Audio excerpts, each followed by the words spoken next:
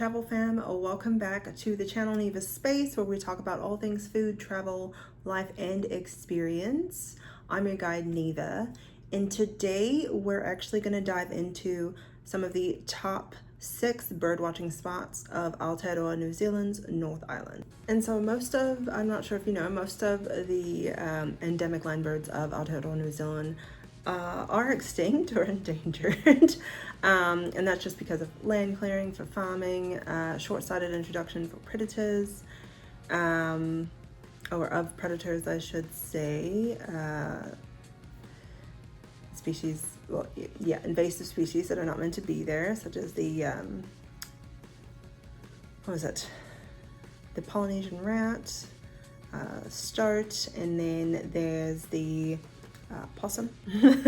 Possum. I'm not sure if you guys know, but actually when I did go to New Zealand, it's going on like almost 10 years now. Give it 2 more years, where I did my master's in zoology. I actually studied freshwater fish and freshwater fisheries and ecology, but you know, I worked with a lot of colleagues that were into birds and did their studies on the birds of Aotearoa, New Zealand.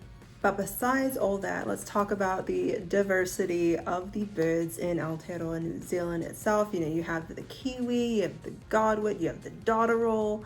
I mean, what's not to love about the birds of Aotearoa, New Zealand? So overall, it's literally a bird lover's paradise. You even have the albatross, gannet colony. So today, like I said, we're going to dive into the top must-see 6 spots of birding in Aotearoa, New Zealand, on the North Island. And so along in this video, I'll actually, probably at the end, I'll probably include some tips and tricks for beginners if you if you want to get into birding or if you love birding. And so our first stop actually on this list is Northland Waipoua Forest Park. And so this park is actually open year-round. It is controlled by the Department of Conservation, as it would be, and it is free to enter. It is home to Tāne Mahuta, which is the largest kauri tree in New Zealand. And so I wouldn't recommend a particular spot, but the Waipoua Visitor Center is actually located just off State Highway 12. And it is approximately around 1 hour's drive from Dargaville. And the birds that are popular here are there are many birds that are popular there. However, two specifically, I would recommend trying to find the bellbird and the brown kiwi, but kiwis often come out at night, so there are some night excursions there, but you probably have to talk to the Department of Conservation about it. And so the second spot on this list is actually, we're going down to Auckland. We're going to Tiritiri, Matangi Island. And so birding is actually pretty good all year round. And if you just, you want to do some birding, but you don't have a lot of time to spare, Tiritiri, Matangi Island is actually the place to go. So it's located 30 k's off Auckland in the Hauraki Gulf. And it's actually one of the 2 open scientific reserves in Aotearoa, New Zealand for birding. The other scientific reserve is actually down in Dunedin for the albatross colony. And so while you can't go into sensitive areas, there are numerous amounts of walking treks and tricks to view specific birds or to view the amazing amount of diversity of bird species on the island. And the 2 popular birds that you can see here are the northern giant petrel and the little blue penguin, if you're looking. And so for number 3, we're actually staying in Auckland. We're actually going near Waiheke Island, but instead we're going to Rotoroa Island. Rotoroa Island.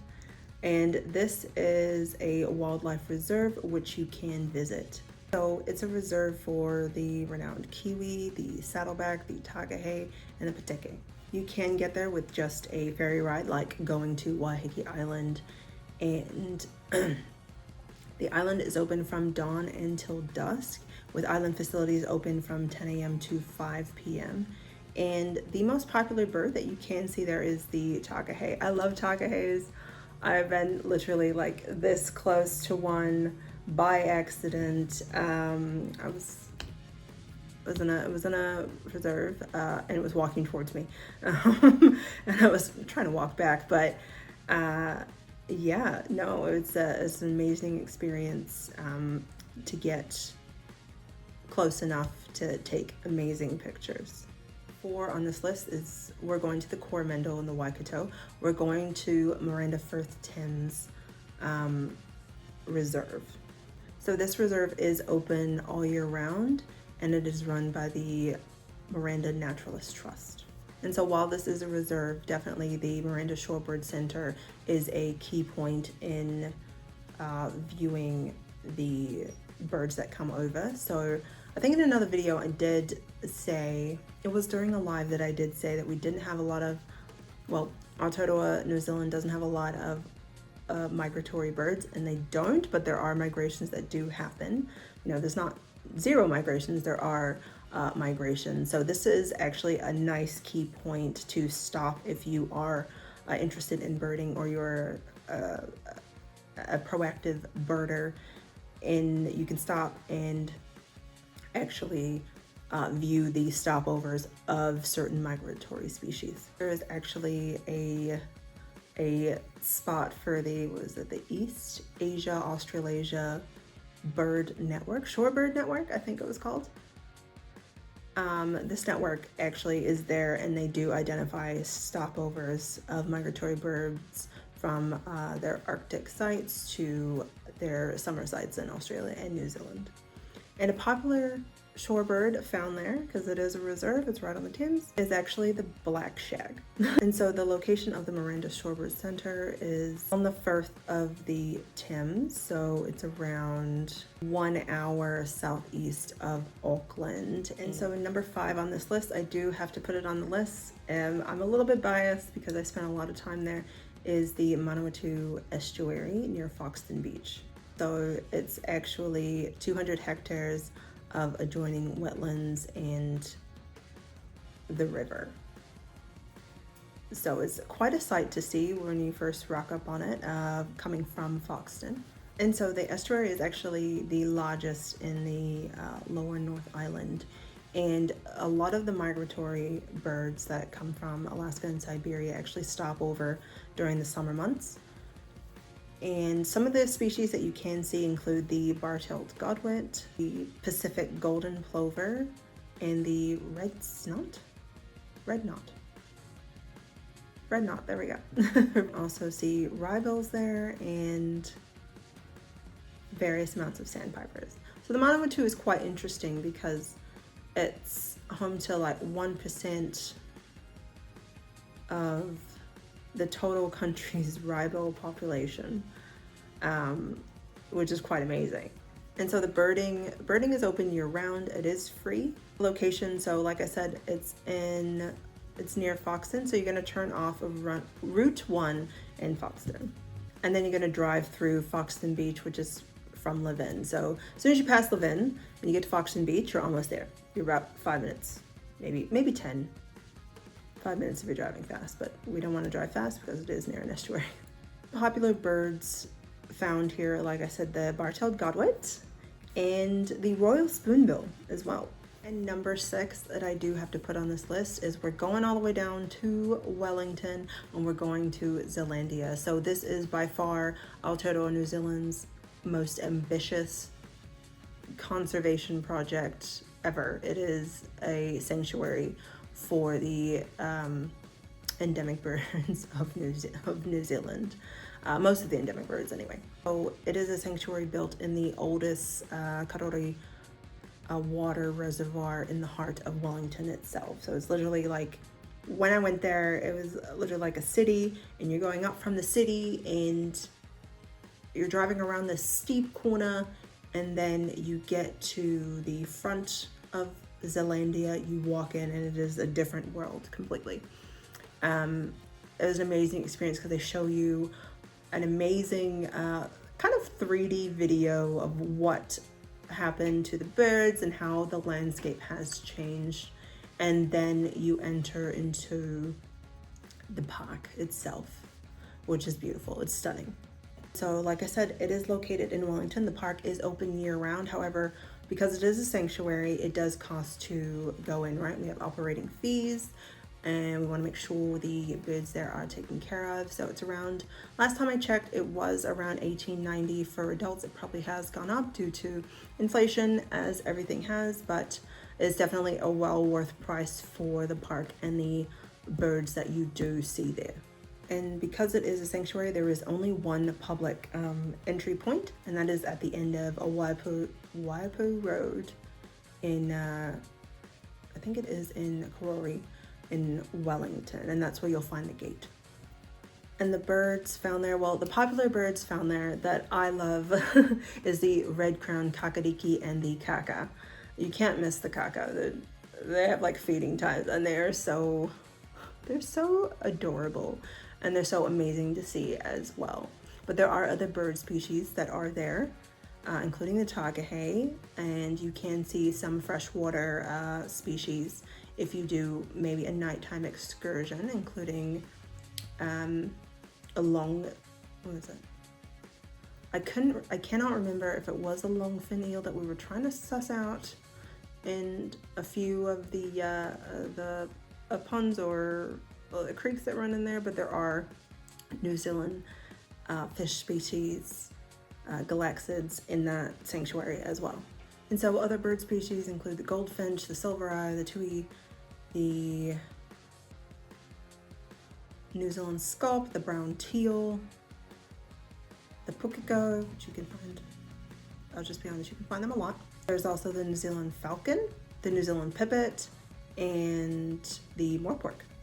And so here's some tips if you're, just starting out birding. The first tip that I would definitely recommend, first tip, number one, is invest in a good pair of binoculars. Especially if you're viewing shorebirds, like if you want to go to the Manawatu Estuary and you don't want to get close to the shorebirds, and it's not recommended either, definitely invest in a pair of good quality binoculars, especially ones with good magnification. Number two is actually learning bird identification. So when I was doing my master's, it took me a little while to start to learn the common names of the endemic birds of Aotearoa, New Zealand.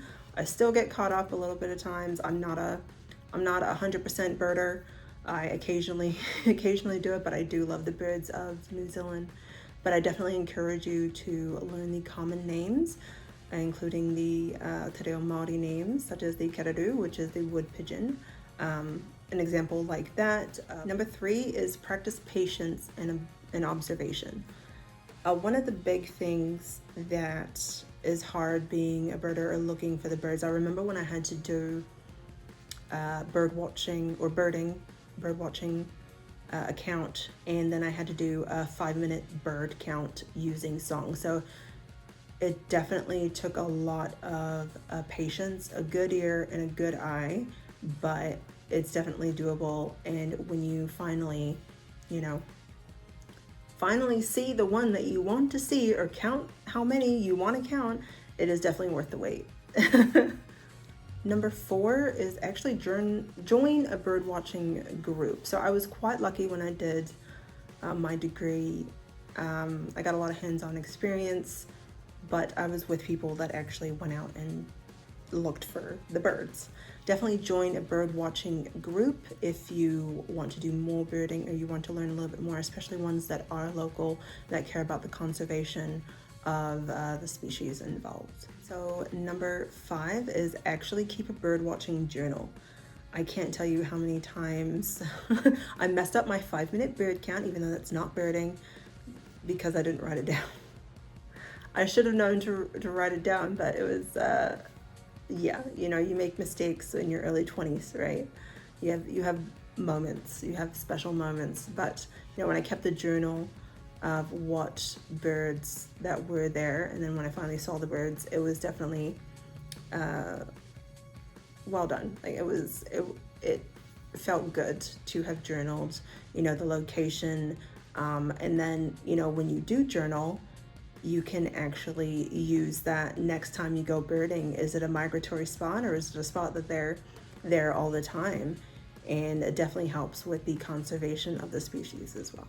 Finally, number 6 is respect the wildlife and habitat. So earlier in the video when I was talking about the takahe, it was walking towards me and I was walking back. I don't want to get too close, and it's not that I haven't been trained to handle some birds, but in that instance, just give them a wide berth. It's really about just being respectful to the animal and then to the habitat. I don't want to get too close. I don't want to get too close to birds usually, period. I let them do what they want. And yeah, it's just about the conservative efforts that everybody's put in, from the networks, from the teams, from the sites. And yeah, definitely it's the most important thing. So, if you're ever on Rotoroa Island, or if you're ever anywhere near where there's a takahe walking towards you, try not to get too close and back up. That's the lesson learned here. Yeah. And so I can't stress this enough. Thank you so much for watching. I hope you enjoyed this video. It was a bit more of the educational side, but definitely the key takeaways here as we end our journey from the top 6 birding spots of Aotearoa, New Zealand's North Island, is just to be respectful to the habitat and the birds themselves. And I encourage you to drop your favorite spots that aren't too private to you down in the comments below for birding, whether in Aotearoa, New Zealand, or in the US or Australia, where you're from, where you're watching, just so I can view it. And let other people know what other species you've been viewing as well. And so definitely check out the description box below for more resources. Subscribe if you like the content, and I will see you in the next one. Bye for now.